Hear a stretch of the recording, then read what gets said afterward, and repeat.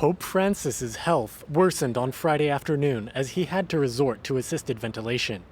After physiotherapy sessions, he vomited and had a coughing fit, though he remained conscious throughout the episode.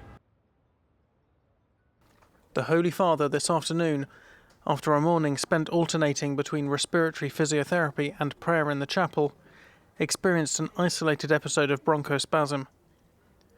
This caused an episode of vomiting, which led to him inhaling some, and a sudden worsening of his respiratory condition. The faithful gathered outside the hospital, where the Pope has been battling double pneumonia for the past 2 weeks. I love him.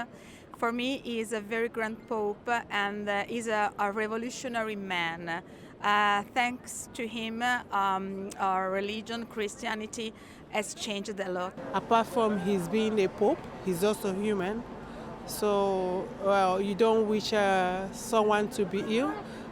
So we are praying for him to get well soon.